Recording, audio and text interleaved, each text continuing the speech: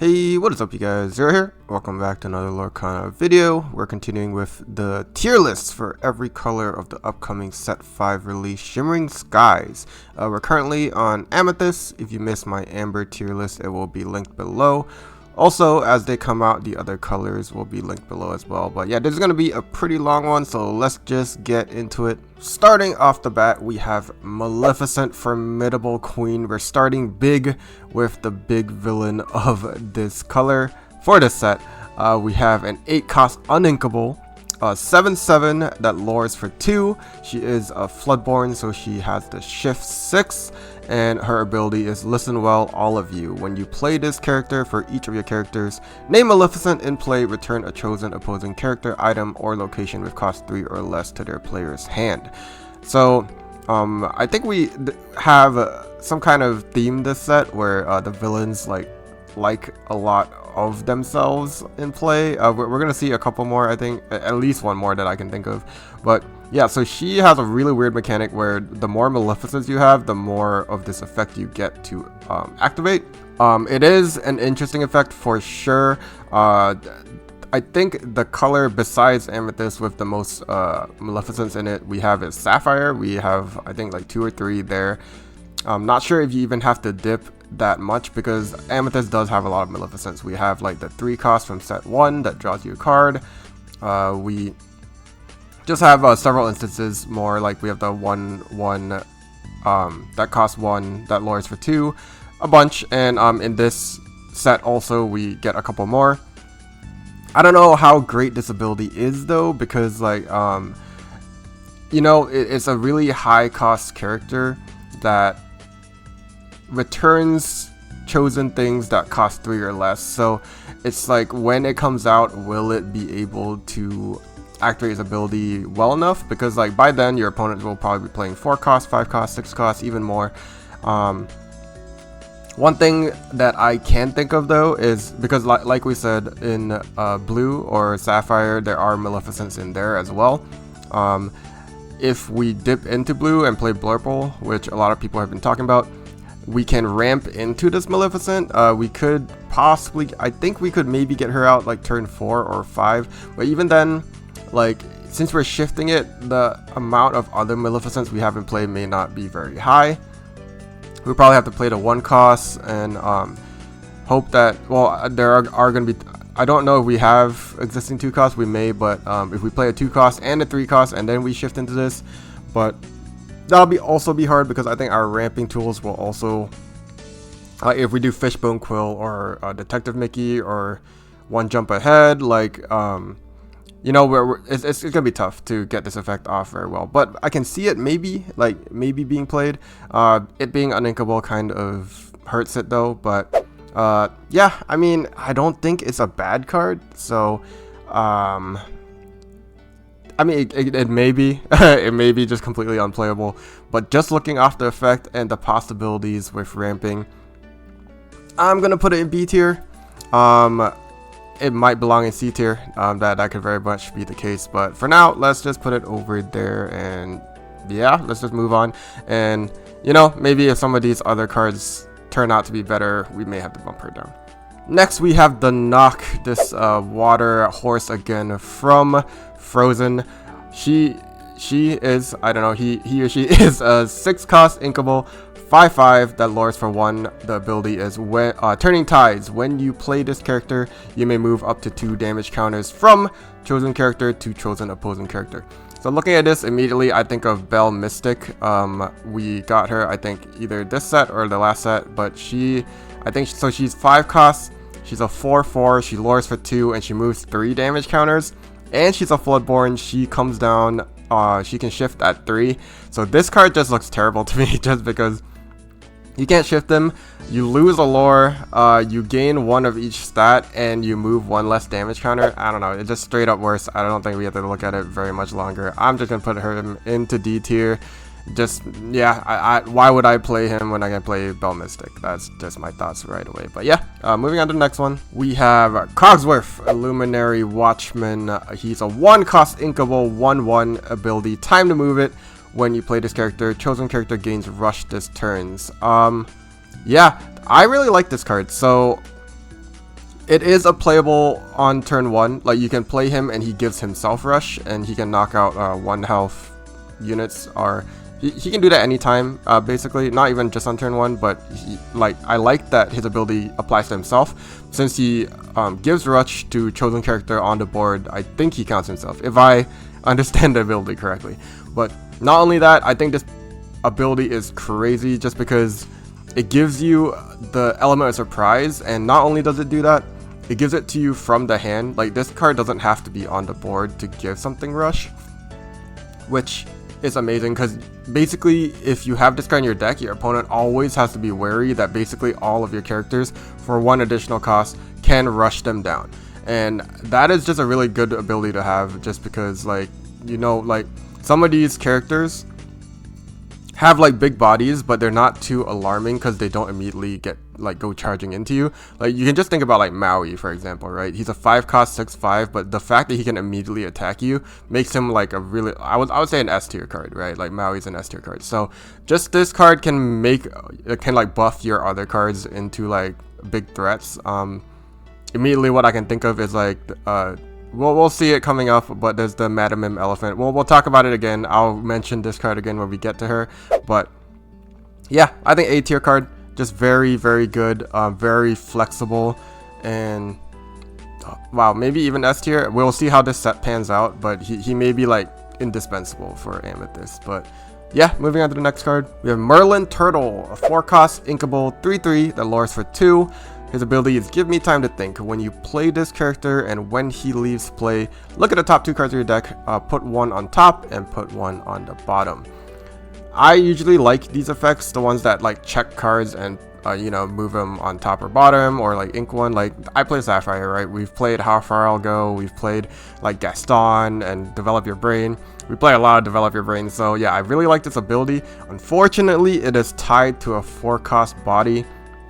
And let's look at the other Merlins. We have Merlin Rabbit, which draws you a card, and we have Merlin Goat, which gives you lore. Am I ever playing this card over those 2? Probably not. The fact that he lures for 1 extra, it's nice, you know, because we're probably luring before we bounce, so that's something to think about. Like, we'll lure and then we bounce usually, or we'll do something and then bounce. So I don't think it's good enough of an effect to because we're always playing Rabbit and Goat in bounce, right? Like, so are we ever going to play this over them? Probably not. If his cost was a little different, if he was a little cheaper with like cheaper stats, maybe, but I just can't see it. Like, I would say without Goat and Rabbit in existence, like, maybe I would put it up to like a C tier card, or maybe it might even be D tier, just like for the same reason as the Nokk, right? We have existing cards we'd rather play over it. I'll tentatively put it in D tier for now. I may move it up if, you know, the other cards don't look so great either. But yeah, for now D tier, and we'll see if he gets some redemption. Moving on, we have Archimedes, the Exasperated Owl, 3 cost inkable, 2/2, lures for 2 with evasive. Not a bad stat line, I would say. Would I not play this? Probably not. Like, okay, I did double negative there, but yeah, like, would I play it? Maybe, depending on what kind of deck I'm making. I am thinking of Minnie Mouse Surfer though, where she's a 3 cost evasive that lures for 2, which is the 1/3 stat line. I like 1/3 a lot more just because Steel exists, and, you know, the grab your swords, fire the cannons, everything hits him, which makes him worse than Minnie. Is he a terrible card? Probably not. There is a Floodborn version of him coming up. Unfortunately, that one is going to shift for 3. We can look at it right next since he's kind of related. But yeah, not a terrible stat line, but yeah, again, since it falls to Steel, I think worse than the Mini Surfer. And I would say Mini Surfer at the time was an A tier card. As of now, probably closer to B tier. So I think I'm going to be putting Archimedes into C tier. And yeah, I mean, not the worst card, not the best. It's pretty mediocre. So yeah, I'm going to put it right there. Since we mentioned it though, let's go next to the Floodborn Archimedes Electrified Owl, 5 cost inkable, 1/4 that lures for 2. He shits for 3, has evasive and challenger 3. This is an interesting card. How usable it's going to be is going to depend on how crazy evasives are going to be this set, because he's really there as an evasive counter. I would say he gets to go around and challenge like evasives for 4, which we don't see many big evasives being played as of right now. I don't remember if we're seeing any crazy high defense evasives coming up either, so the fact that he can attack an evasive as effectively a 4/4 body though is pretty good if we have something that is 3 health or 4 health to take out. If not, he acts himself as a 4 health body, so kind of hard to take out if they don't have evasive counters either. And usually their evasive counters are just worried about Diablo, right? So they're worried about 2 health units. So possibly you could get to a lot of questing with this card, maybe. Is it worth it though? Yeah, it's going to depend on how great evasives are going to be. I really like the theme of the card though, but you know, probably not going to be that great. I think it's also going to be a C tier card. I do like it more than the other owl, I think. I'll put it above the other Archimedes. But yeah, this one also doesn't shift off of that owl. That's something to think about. We do have a 1-cost Archimedes from set 1. That's just a vanilla 2/2 that we're probably going to shift off of if we do this. So yeah, I think that's all that's got to be said about that. Let's move on to the next card. Next, we have Bruni, the Fire Salamander. 4-cost Inkable, 2/2 that lures for 2. He is evasive with ability Parting Gift. When this character is banished, you may draw a card. I like it. I really like this. So it's the same stat line as the Archimedes that we just saw, the non-Floodborn one. But it costs 1 more with the ability that when banished, you draw a card. That makes it a lot more playable, I think. How playable? Like, is it, you know, addable to a deck?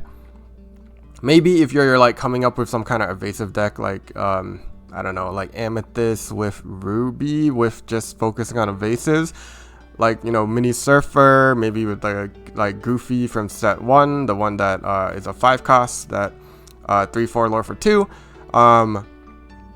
Yeah, I don't know, it may be playable if we're gonna do something along that line. The fact that you draw when you banish, so he has the Cusco effect, the 2-cost Llama Cusco effect, makes it a bit more playable. How much more playable, I'm not too sure. Would I put it into B tier? Is it B tier worthy? I don't know. I feel like it's not, just because Cusco I think is better since he's a 2-cost, that he's like, you know, he can be like cycled really easily, like essentially, especially if you're playing balance with your decks too. Yeah, I still think C tier. I would put it probably above the owls, just because I like the draw effect that when he's banished at least. Maybe not as good as the Floodborn, but the thing about the Floodborn is it requires you to play like a 4 of the 1-cost Archimedes, right? So yeah, probably above him. Not too sure about that, but as of right now, I like him right there. Let us move on to the next card. Next, we have Earth Giant, the Living Mountain, a 4-cost Inkable, 4/5, 2 lore, ability Unearthed. When you play this character, each opponent draws a card. So they're attaching a lot of stats to a 4-cost body, and to make up for that, they're giving him a detrimental effect where your opponent gets to draw a card. So yeah, we generally don't like this. I think we don't want our opponent drawing cards, especially with, you know, it's kind of removable. It's pretty easily removable actually. So like there's a possibility where you just play this card, your opponent draws a card, and then he just like deletes it, right? So I don't know, it seems like a net negative. It is interesting to have like a card like this. I think in like draft or sealed events he might be interesting. One thing I can think of is in the last set, when you play draft or sealed, there's a green Megara that has heavy stats, and as a detrimental ability she has to discard 1 of your cards in play. I think she was a monster, because just having stats on the board in draft and sealed events where your opponent can't construct a deck that's like perfect, it will really turn the tide. Where like how many people on turn 3 can answer a 3/6 body, right? But you know, I actually liked her better than this guy, I think, just because, you know, it's harder to remove a 6 health body. I mean, 5 isn't that much different, but she came down a turn earlier. She was uninkable though, so it made a lot more sense. But you know, the fact that he's uninkable kind of helps over that. But how playable he's gonna be, is gonna depend. I would say maybe if he was a 3-cost uninkable, I would think about it a little more, because that kind of like equals the stat line of that Magara I was talking about at least. But yeah, as of right now, I'm also gonna put him into C tier. I think under the owls at least, right? I think so. I do like the evasive owls. I think the evasive owls have a better chance of being played than him. So yeah, I'm gonna leave it at that for now, and let's move on to the next card. Next we have Gale, the Wind Spirit. 3-cost inkable, 1/2 that lures for 2, ability Recurring Gusts. When this character is banished in a challenge, return this card to your hand. So a lot of people have been talking about this card, I think. I really like it. I think a lot of people that like aggro are going to like it, because like as we look at it, a lot of the times when your opponent is scrambling, when you're going first as aggro, they will have to challenge into your characters to stop your lore gain. And the fact that this is 3 costs, the stat line isn't great, 1/2, but he does lore for 2, which is amazing. In aggro style decks, we want these low cost 2 lorers, just because when we stack them up, your opponents just have to answer them, and if they can't get to their board removal in time, which we only see in steel being effective against this kind of deck, then they may just be forced to challenge you to like stop your tempo, because if you're luring a bunch, they just have to remove you. And the fact that this is forcing them to challenge and just gets to be able to be replayed, because once banished, returning to your hand, that's an amazing effect. I think it's really good for aggro for sure. I can definitely see this being played. I want to say tentatively it is an A tier card. Again, I will have to be looking at the rest of the cards, or at the rest of these cards, and seeing if they stack up enough to drop this down to like, it's either top of A tier or bottom end of A tier, I guess, versus top of B tier. We'll see though. There may be some A tier cards that I think are worse than it, but as of right now, A tier, I think. Just, you know, really playable in aggro decks. I think all Amethyst style aggro decks will definitely have this in their deck, so maybe even higher than Cogsworth, you know. The more I think about it,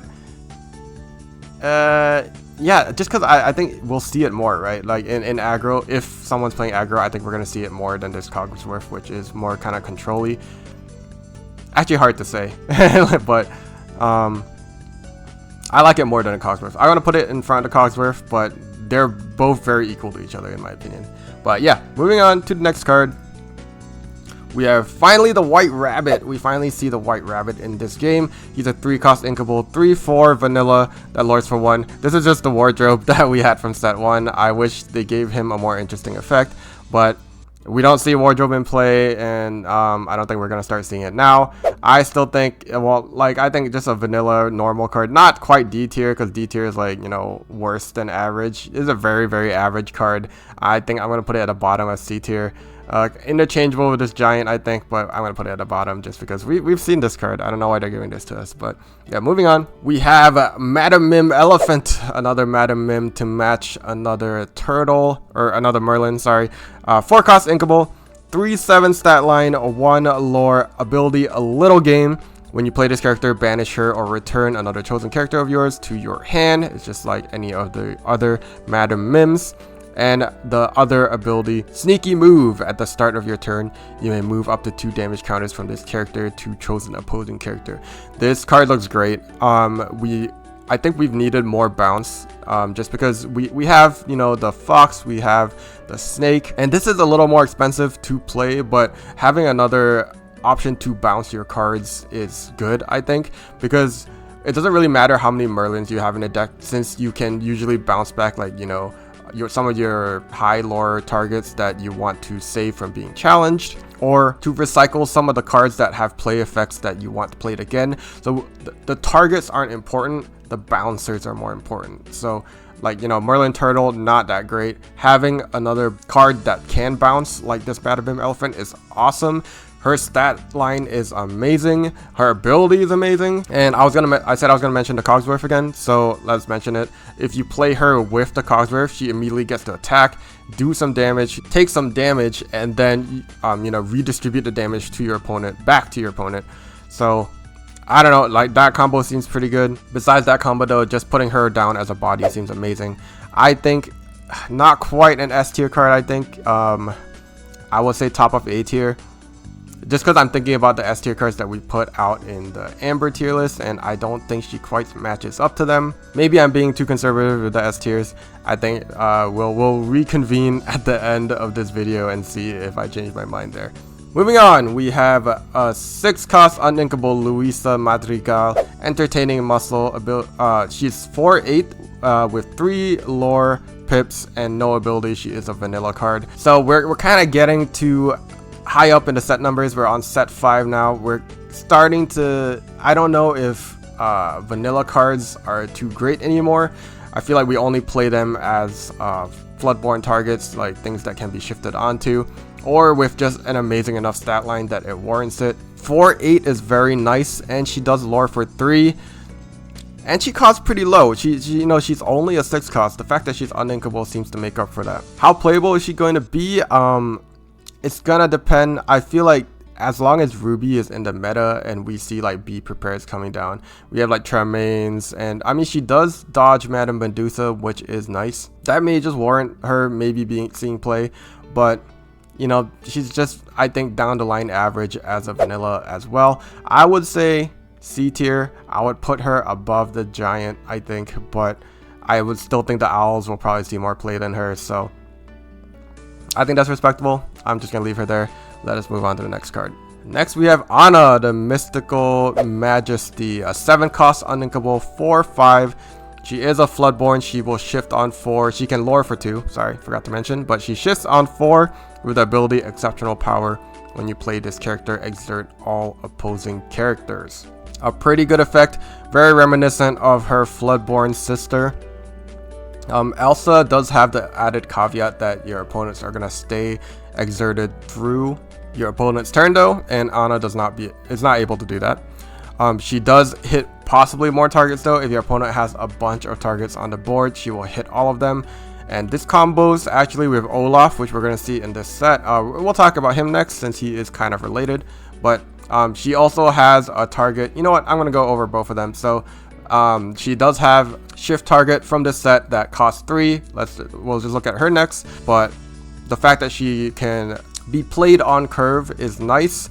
Her ability is not bad, especially if you shift onto her. It comes down as early as 4, but something to note is if she comes down earlier, you're probably going to have less targets that you can challenge with, because you're going to have to deal with the opponent's exerted characters like immediately if you're going to be playing this card, just because they're going to unexert on your opponent's turn. I don't know. She looks like a pretty good card, but hard to say how much play she's going to see. I think a lot of the Blurple enthusiasts are kind of liking this card, but I don't know. I think we're gonna have to see how viable she is. I mean, her ability on paper sounds pretty good. Let's go to B tier for her, and let's go to her shift target, just so we can kind of like dissect this a little more. The baby Anna we get this set is a 3-cost uninkable Eager Acolyte with a 1/3 stat line that lures for 1. Her ability is Growing Powers. When you play this character, each opponent chooses and exerts one of their ready characters. So this would have been an amazing card in this set, like not this coming set, because of Bucky. We have an answer to him where you know, like we can remove him off of the board at pretty early as a 3-cost.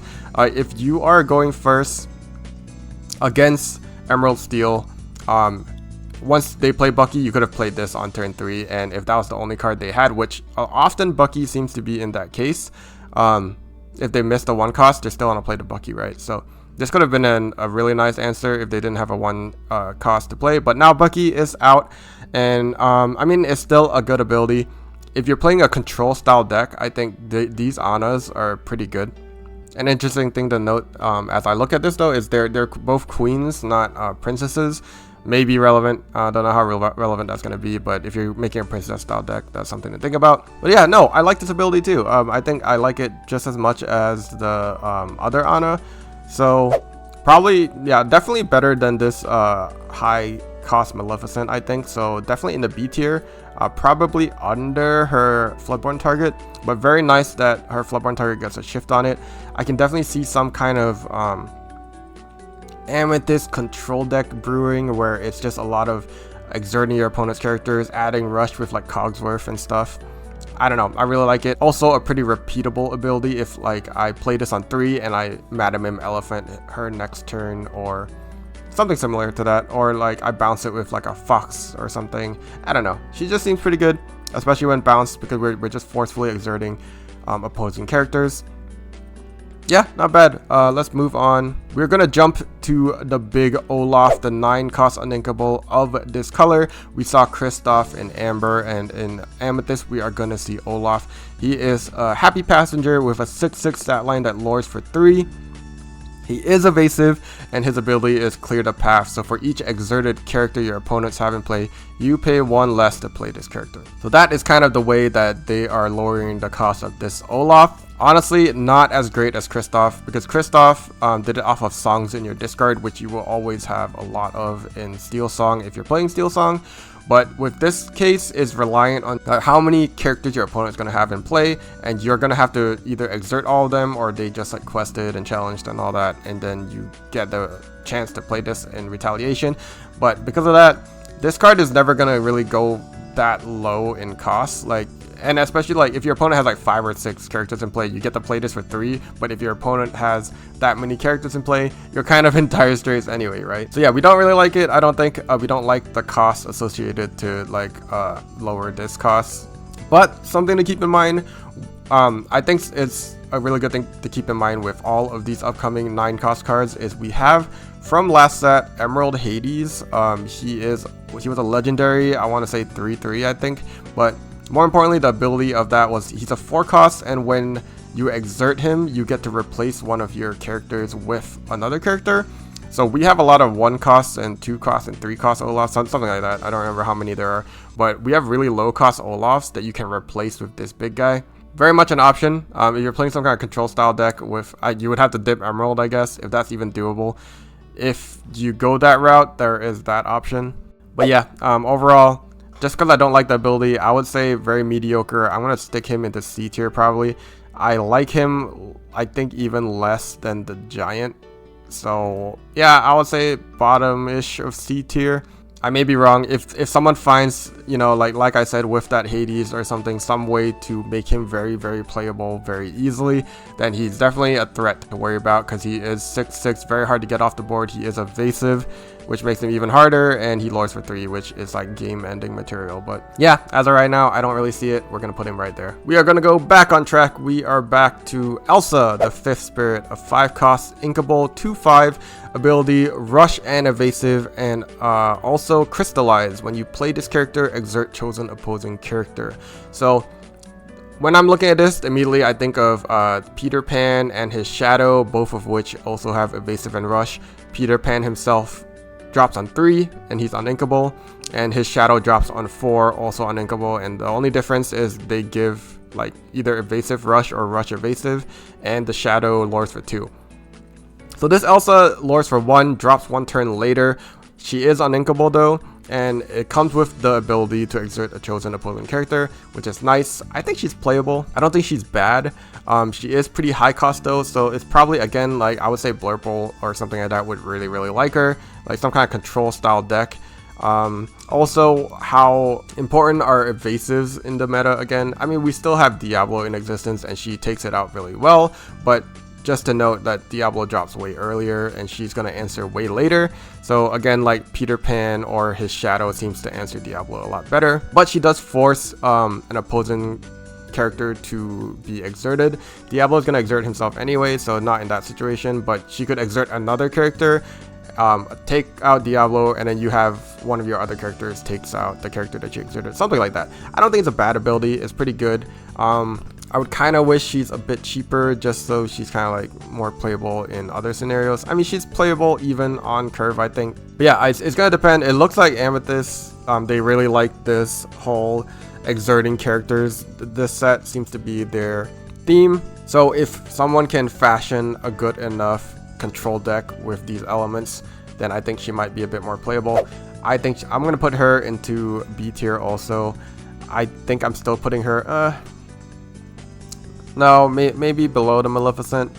Yeah, everything's it's hard because I don't feel like these cards are fitting in current meta decks. It's going to have to be an emerging meta deck that I have no experience with. So just looking at the effect, definitely there's a possibility that these are playable. So I'm going to say she's B tier, a bottom of B tier, but we're going to see how that pans out. Next, we have another big guy, Genie, the main attraction. He's a 7-cost uninkable, 5/5 that lures for 2. Ability, Phenomenal Showman. While this character is exerted, opposing characters can't ready at the start of their turn. He is a legendary. He drops very, very late, but it's coming.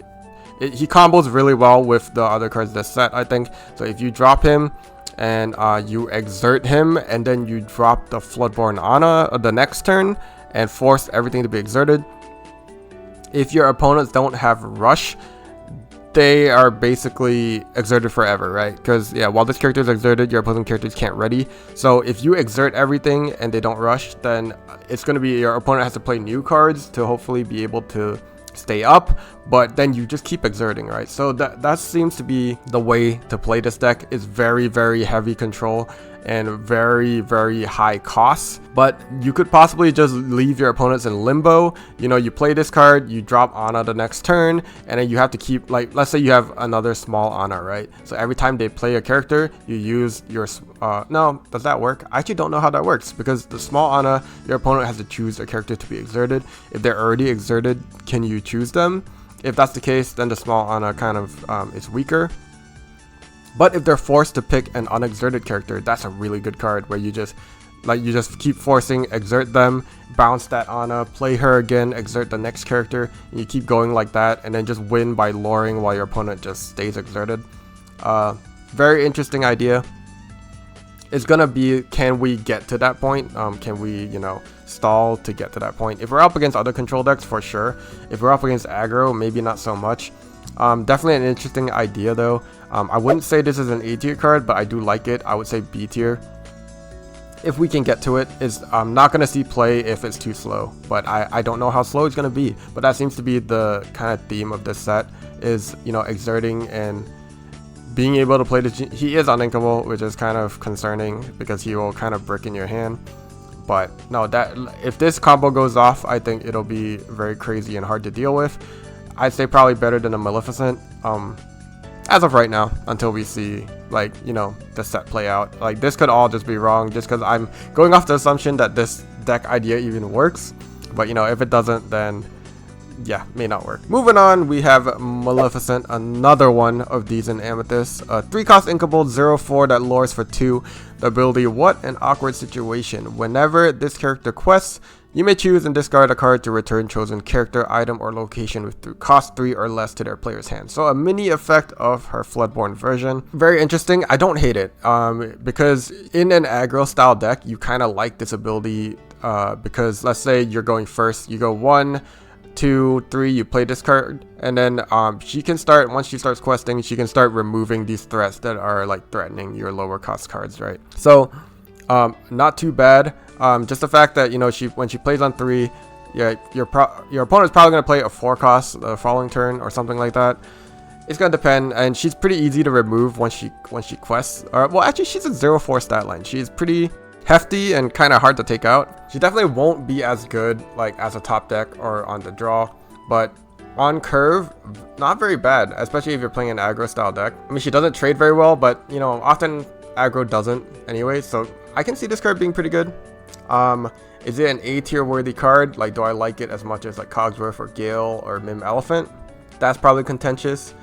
I can definitely see this card being played, like, for sure though. I think if you're playing aggro, maybe not for sure, but it's definitely an option because, like, it's contending with like Kid Cloud Kicker, right?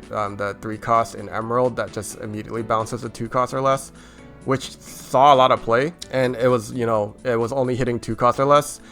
This one isn't an on-play effect though, so it has to quest first before it gets its ability off. But definitely if you're going first, I see this card being very, very good. Going second, maybe a little bit rougher, but I mean, still not a bad ability, I think. I will do the hot take of this video. I'm gonna say it's low A tier, just because I can see that, like, working out.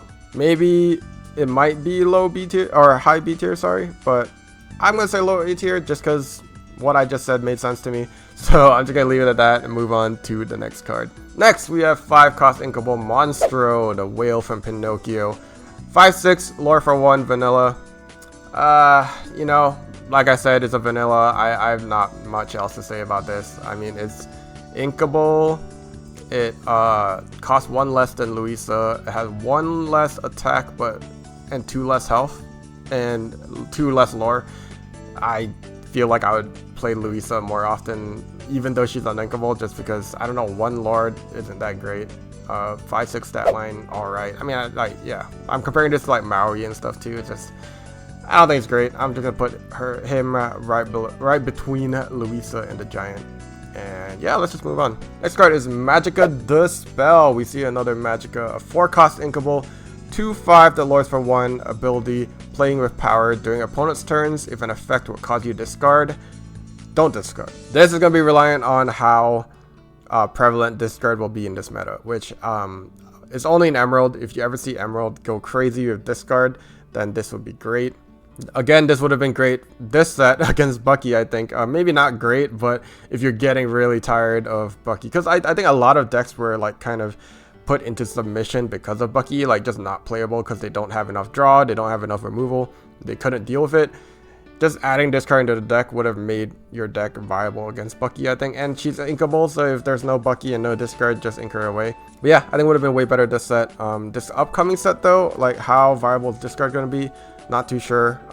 We have some upcoming, well, I think 1 upcoming discard card that I can think of that is very contentious between the people, but we'll talk about it when we get to Emerald, which is coming up next.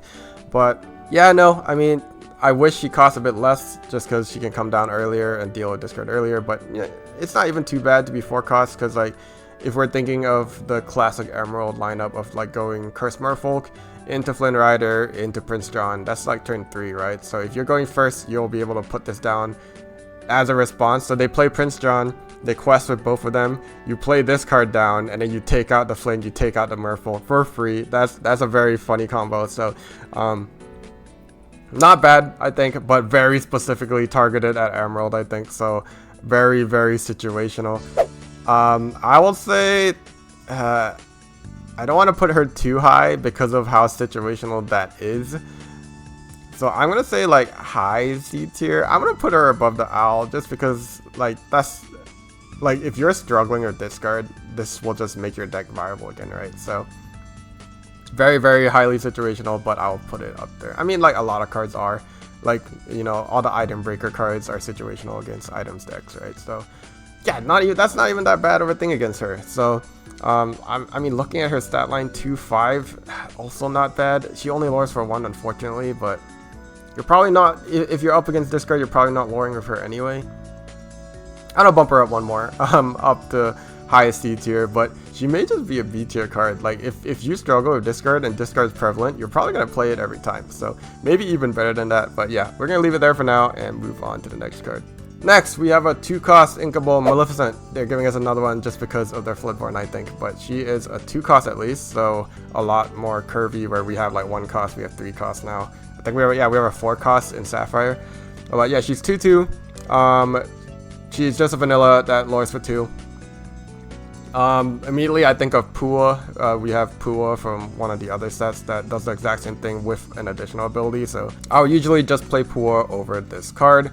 The only time I wouldn't is if I'm playing a villain deck of some sort, if Sorcerer matters from my deck, or if Maleficent matter from my deck. So yeah, I think this is just another like kind of like fodder card for Maleficent, the Maleficent style deck. So yeah, C tier. I'll put her straight in the middle just because she's a very, very vanilla, like normal card. She will just be viable in Maleficent style decks or villain style decks. So yeah, I'm gonna leave her there and move on. Next, we have another Rafiki. Our Rafikis all seem to have the same idea, but he is a 4-cost uninkable 1/4 with Rush. And when you play this character, he gains Challenger 4 for this turn. So just 1 turn where he can attack for 5 damage and then just kind of revert to a normal card after that. I don't hate that ability. I think people, like, you would look at this and be like, oh, I wish he always had Challenger 4. But It's not bad where if he just comes in, challenges something, and then just becomes a 2 lore target, where you just use him to lore now, right? Because he's not really challenging anymore. Usually when you throw rush on a character, you want to just take like usually like 1 or 2 things out anyway. So I mean, I don't think it's bad. Him being uninkable really hurts, I think, but coming out to deal 5 may be useful in this set. That's gonna depend like how big targets are gonna be. The easiest comparison is it versus a 3-cost uninkable with 3/3, which his other Rafiki form is, and we don't see that often anymore either. But yeah, maybe rushing to hit for 5 once will be viable. Hard to say though. As of right now, I feel like he is probably a C tier card as well. I'm gonna put him under the owls just because I don't know how viable 5 is gonna be. It's probably, you know, I haven't looked entirely at the other colors yet, but we're gonna have to start thinking, okay, hitting something for 5 doesn't matter too much. Yeah, I know, we're gonna have to see. But yeah, moving on to our next card, we have the 4-cost inkable King of Hearts, the Monarch of Wonderland. He is a 1/4 that lords for 2 with the ability Pleasing the Queen. Exert him to and the chosen exerted character can't ready at the start of their next turn. I just, you know, immediately looking at this card, I just don't like it. He's a 4-cost, which is fine if his stats weren't so bad. He's only 1/4, which means like I feel like they value this ability a lot. He lures for 2, but it doesn't matter because if you are using his ability, you're exerting him anyway. I wish they gave him a lure for 1 and gave me more stats to deal with, if even. But yeah, I mean, it's just a high cost to keep something exerted. I don't know. I really don't like it. I'm just not going to think about it anymore because I'm just looking for reasons to make this a good card. But I'm going to put him even the bottom of D tier. I'm going to put him at the very bottom. Maybe that's contentious, but I really just don't like this card. I would play even the turtle or the Nokk over him, in my opinion. But yeah, let's just move on.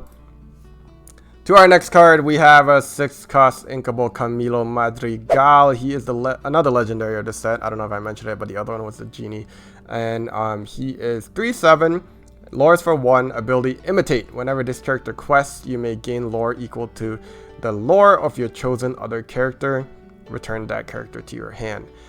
Very interesting. I have to think about combos that go well with this card. Like, what would go well with this?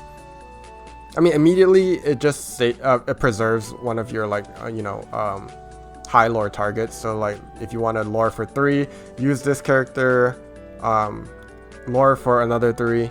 Well, no, he gains the lore. Yeah, he gains the lore. So if you lore something for 3, return it to your hand. You lore for 4 with this character, and then your 3 lore character doesn't get challenged. Or even 2 lore. Even your 2 lore characters, I think, will benefit from this card. He has 7 health, so way harder to take out. And even if you take him out, you've preserved one of your high lore targets, right? I don't know how great this will be in aggro, though, because he comes down on 6. So it's kind of late. Probably not an aggro card, but more a control deck. Yeah, like Blurple would probably like it. I'm only saying Blurple a lot just because a lot of people talk about Blurple. But because you really want a control style deck to benefit off of this. So, you know, maybe even Ruby Amethyst. I'm not too sure. But yeah, I mean, right now it's hard to place him. I think I'll say he's a B tier card. Just it's a bounce effect that kind of like really benefits you. It's just, and he's inkable too. Sorry, not uninkable. He's inkable. I will say above the Genie, just because I don't know, just hit the fact that he's inkable and he gives you a pretty good bounce effect. I feel like solid B tier card. Hard to say, but I really, because he's pretty healthy too, pretty hard to remove. So yeah, no, I like it. But yeah, that's the last character. Let us move on to the actions of this color. We have, first off, 2-cost inkable Hypnotic Strength. An action, you draw a card and chosen character gains Challenger 2. Very simple effect. You do get to draw first, which I always like that being a part of the deck, or sorry, a part of the card, because the fact that this says that means it replaces itself. It's not really being used as a card that you have. Giving something Challenger 2, it could be helpful. You know, it could be a game changer. We've seen that happen this set where a lot of people wanted to take out the Queen's Castle, and to do that, they just had to buff their Maui a little bit to get over the 6 damage so that they could take it out. It could matter. If we are seeing issues with an Amethyst deck where they just barely can't take something out, this would be a great card to add to it, I think. Yeah, I mean, it costs less than the option that most people had, which was Maui's Fishhook. But a lot of people were playing Vitalisphere too, but even this is possibly better than it, because with Vitalisphere, you had to pay extra off of its initial cost to give something rush and damage to take out the Queen's Castle or whatever you were trying to challenge, while this card is just a one card, replaces itself even, so it's pretty solid in my opinion. Not quite B tier, I think, but I mean, it's not too bad. Again, kind of situational. Our C tier is getting cluttered, so we may have to move some things up, but I'll say above the Bruni. I will maybe below the Bruni. I'll put below the Bruni, above the Owls.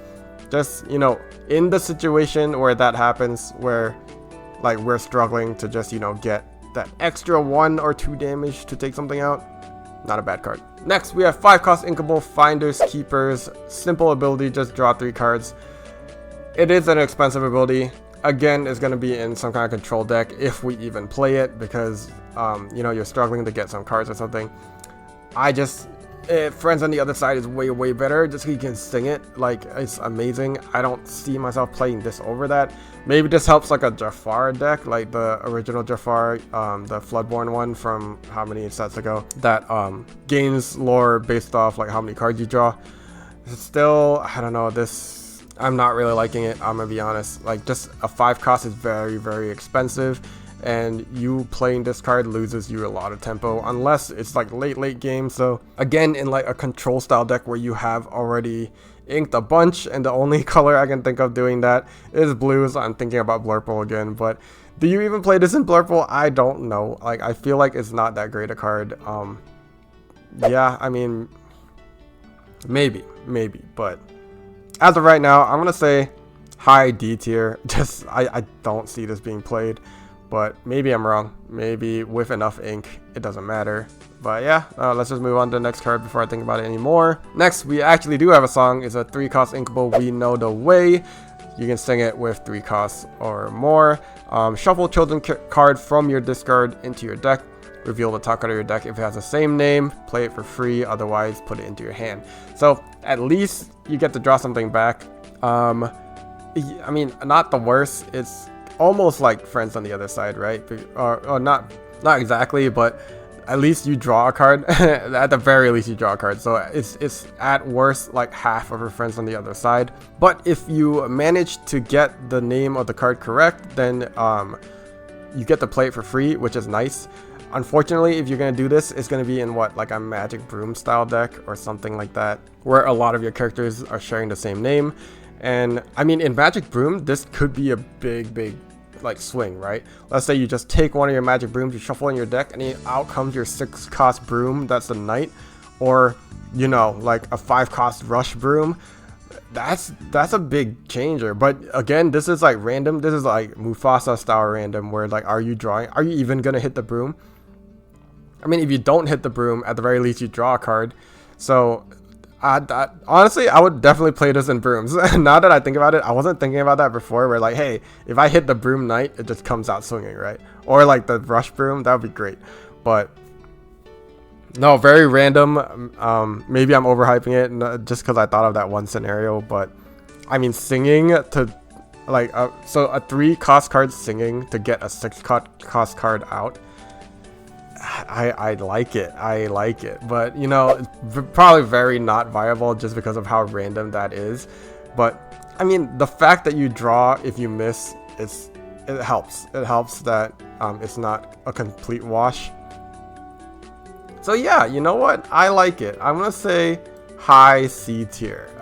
We're putting a lot of cards in C tier, but you know, I'm even putting it above this like hypnotizing card. So I mean, it only works in Brooms, so even more situational. That's why I wouldn't put it any higher, just because it's just Broom. I mean, that's a bad way to put it, because like, you know, it's a lot of cards that are just viable in one deck. If that deck becomes amazing, then it's definitely a better card. But because of the randomness too, I'll say C tier is probably where it belongs. But yeah, no, you know, this card grew on me over the span of a couple minutes. But yeah, let's just move on to the next card. Next card is a 2-cost uninkable Gathering Knowledge and Wisdom. Action, you just gain 2 lore.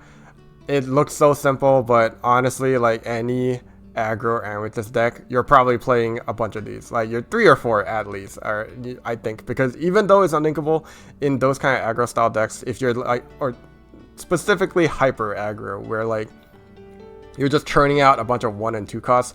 The problem with those decks is finishing, right? Like if they clear your board and they just keep clearing whatever you come out, it gets super hard. But this card, like you play it, you gain 2 lore. So simple, so easy, so good, because it keeps you in the game. Like a lot of, you don't know how many aggro decks I've seen, like they get up to 18 lore and then they just lose because they can't sustain a board. Oh, you draw this, you just win, you're good. And even if you draw this early, if you have multiple copies in your deck, you can go like, oh, you're at 14, oh, now you're at 16, then 18, then 20. I think this is a really good card. I'm going to put it very solidly into A tier. Probably not above the clock. Above the Maleficent for sure, I think. But it's just a solid aggro card. Like, if you're playing aggro, you're definitely seeing this, I think. Actually, you know what? Yeah, you're probably definitely seeing it over the Gale. So I may restructure this like this, I think, because I do like the Cogsworth more. But honestly, if this is a super aggro meta, we're probably seeing both of these cards more than Cogsworth. So it's either going to be, I think these two are tied together. It's going to be Cogsworth above them or Cogsworth below them, like this. Yeah, so you know what, I'm going to leave it like this. I feel like the meta is going to lean aggro, so I think these two are going to be better than Cogsworth. But yeah, interesting enough. Alright, let's move on to the next card. Next card is 3 cost inkable Magical Aid. It's an action. Chosen character gains Challenger 3, and then when it is banished, it returns to your hand. Again, it's a very control style deck. It's just an action though. Honestly, I don't see this being played very much. It is an interesting idea. I guess if it's a card we want to see like crashing into opponents and like coming back a lot, if we get a benefit off of that, maybe this will see play. But it just looks like one of those actions that we're just not going to use just because, I don't know, like I don't see it being very helpful, I think. Yeah, I just don't see it. So I'm going to put it in D tier. I think below the Finders Keepers, probably even below the Turtle, I think. I feel like the Turtle is more usable than it. Maybe I'm wrong. We're seeing a lot of D tier and C tier cards this color, at least. But yeah, moving on. We have Retro Sphere. We have another sphere. This one in Amethyst, a 1 cost inkable ability. Pay 2 extra and banish this item. You return chosen character, item, or location which costs 3 or less to their player's hand. Not the best, I would say. This would again be some kind of like tempo play where you're trying to like retain your board by bouncing your opponents. But the fact that you have to play this with 1 cost, because in that kind of deck you want to play, you know, like your actual 1 cost out, and yeah, turn 2 you want to play like some more 1 cost or another 2 costs. This ability happens with 3 ink, so you could theoretically on turn 3 play this and use the ability. But you have Befuddle that costs 1. I feel like I'd rather play Befuddle than this almost every time. I mean, this is helpfully situational because you can play this and then hold it for like a coming turn and then use it. Where Befuddle, you kind of have to like go with it. But even then, like Befuddle, if I'm not using it immediately, I'm just inking it. I don't know. I'm not liking it. I want to say it's also D tier. I think it's above the Finder's Keeper at least, but I just don't see it. I just would rather play Befuddle every time. But yeah, moving on. We have 6 cost uninkable half Hexwall Crown. We saw this in the Ursula game that came out the last set as a teaser. It was like an alternate art of this was in the mystery pack. Spoiler alert, sorry if you haven't finished the game yet. But yeah, it's an item and its ability is an unexpected find. If you exert it and pay 2, you draw a card, or a perilous power, you exert it, you pay 2, you discard a card, and you exert a chosen character. Again, probably a very heavy control card. Again, I would say Blurple just because it's such a high cost that I don't see any other deck wanting to play this. It's so slow because then after you play this, it still costs another 2 to draw, or it costs 2 to exert something, which is like nice that it can do that, I get, but it costs a card to discard. Overall, it just doesn't look good to me. I really don't like it. Like it's just too heavy a cost. It's too slow. Like so you immediately want to compare it to like Magic Mirror, which is 2 costs to play and like 4 costs to draw per turn. I'd almost rather do that. I mean, it's like worse in the long run if like in that heavy control meta, right? Like back in set 1, would I play this over the Magic Mirror where it's a high initial cost but I get to like draw for cheaper, or even have a second effect if I'd rather use that instead of drawing? Yeah, maybe, because I drew a lot off a mirror in set 1. Most people did, like playing like red purple, right? Like they would use the mirror a lot, and that was a lot of 4 costs being paid, sorry. But yeah, I don't know, I don't like it. Maybe I'm wrong. I've been saying Blurple a lot, so maybe if Blurple becomes like an actual good color, then maybe all of this will be viable. But if not, probably not. I'm gonna put it below the turtle, below this. Yeah, above the Nokk though. But yeah, we're seeing a lot of D tier cards this set for Amethyst. Hopefully that's not a bad I mean, it's not, I don't think it's a bad indication, because we're getting really good A tier cards, very good aggressive cards. So aggro Amethyst is gonna be pretty strong, I think. But yeah, moving on. 2-cost Inkable, Amethyst Chromicon, an item ability, Amethyst Light. You exert it, each player draws a card. Not bad. It's honestly not bad. It's not great. It's not bad though. Like you can draw when you're desperate, and you don't even have to do it every turn because you're gonna give your opponent a draw too, right? So yeah, I mean, especially like let's say you're playing like I'm thinking very situationally, but Amethyst Steel or something. You're out of cards, you play this card, you draw a whole new world off of it, and you just bam, hit a whole new world, right? And it doesn't matter how many cards your opponent has drawn from this card even. I don't know. It seems alright. I don't think it's a great card. I mean, it's not a bad card for sure. It's really cheap way for you to keep drawing. Of course your opponent's drawing too, but I don't know. I like it. I don't hate it. I'll say high C tier. A lot of C tier cards, but I think that's just going to be Amethyst this set. Above Bruni, maybe. No, you know what?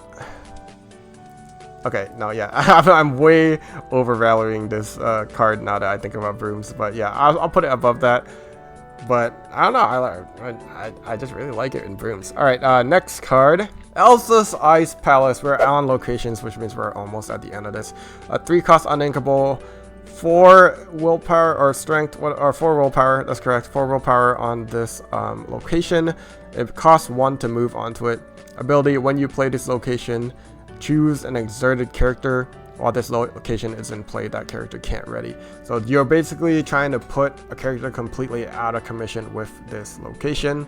I mean, not the effect isn't bad. And the location has 1 lore on it, so it'll continue to go. It just has 4 like willpower, which is pretty bad. It's pretty easy to take it out. The fact that it can keep something down is nice, I guess. I don't like that it's uninkable. Maybe if this was inkable, I would like it a little more. But I mean, if you already have Genie on the board, this card is pretty nuts, right? Like, let's say you've already like put your entire opponent's out of board out of commission. Then they play something, you play this, and then it puts whatever they just played. Oh no, it has to be exerted first, right? Nope, never mind. It doesn't it doesn't even help the Genie because it just keeps something exerted if your Genie's out already. Never mind. I'm completely wrong with that interaction. So it's basically a mini Genie. Like, it comes out before Genie and it keeps 1 thing down. Yeah, no, I don't like it. I really don't like it. It's easy to take out. So I would say D tier also. I'll say D tier below the Sphere. I'll still put it above the Finders Keepers and all these cards I'd rather not play, but I'm not seeing it. Maybe it's probably good against like high tempo like deck, or not high tempo, like control-y decks or things that want to drop really big things. At least it'll keep something out of commission.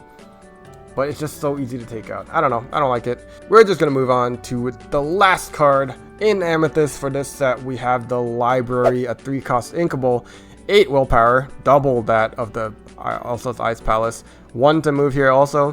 When a character is banished while you're here, you may draw a card. Way better than Elsa's Palace now that I'm looking at it, right? Like, it's just, the staying power is insane as 8 willpower. Pretty hard to take out. Maybe now you want to play the Hypnotic Strength with Maui to attack this, take it out, right? But no, it's nice. I mean, it's an alternative to Queen's Castle. It has more willpower than it. You need your characters to be banished off of it, so that's the difference. Like, you're probably not going to be drawing if they just like focus this down, right? But Yeah, I mean, it looks like a pretty good card. Like, I don't hate it at all. Like, maybe I'd rather play it, like, I'm thinking about Brooms again, but, like, Brooms used to want to play the Queen's Castle, but now I'd rather play this, I think. I'd play this, put all my Brooms on it, and my Brooms are super aggro. They want to, like, keep going. You're probably going to have to challenge them to take them out, or you're going to have to deal with the library first, in which case my Brooms get to go for more. Wait, that's insane, actually, now that I think about it. I'm going to go library. I'm going to put all my Brooms on the library. You're gonna try and take the library out instead of the Brooms, or if you take all the Brooms out, I draw a million cards, right? If you don't do that, you take the library out, I play a Sorceress Tower, I move all the Brooms onto there and lore for a million. That sounds amazing. But yeah, I mean, okay, I don't know why I'm focusing on Brooms too much, but even in the normal sense, this card is good, I think, because you're putting all your, like, in some kind of aggro deck, or even not aggro. If you move all your characters on here, then suddenly your opponent has to answer, am I answering the library, or am I taking each character out and he draws a bunch of cards? I mean, that's in the case they challenge instead of, you know, just clearing your board. But dude, that sounds amazing. I'm putting this into A tier. I really like it. Above this Maleficent, probably. Am I above the Cogsworth? Just maybe, actually. No, probably below the Cogsworth. I just like the Cogsworth. We'll see if the Cogsworth actually has play, but I like it. It's gonna be up there. Looking at this, am I moving anything to S tier? I'm competing with Daisy Duck. I'm competing with Naveen. Probably not. I'm not seeing it here. Yeah, I mean, Mim is not gonna. I might drop Mim down, actually, just because these lore getters are nice. No, I'll leave Mim there, but they're all pretty close. I think the top of A tier is all pretty close. Like, B tier is pretty close. The bottom of C tier is all basically the same. I think high C tier is considerably better than the bottom of C tier, but the D tier sounds about right. Yeah, I don't know. I'm gonna leave it there. I think Amethyst is interesting. They didn't get any super standout cards, but their aggro has been, like, substantially increased. They got some really nice cards. They have an interesting idea of this exerting thing. I don't think it might not work out. I think all these cards might not even see play if it doesn't work out. But I said Blurple a lot. If Blurple comes out and comes swinging, we may see these cards actually be pretty good. But yeah, that's gonna round it up. I hope you guys enjoyed this video. If you do, don't forget to like and subscribe, please, and let me know. If you want to check out the other tier lists I have, they are down below, and I'll continue to add them down as I make more. But yeah, I hope you guys enjoyed. Thanks for watching, and I'll see you next time. Ciao.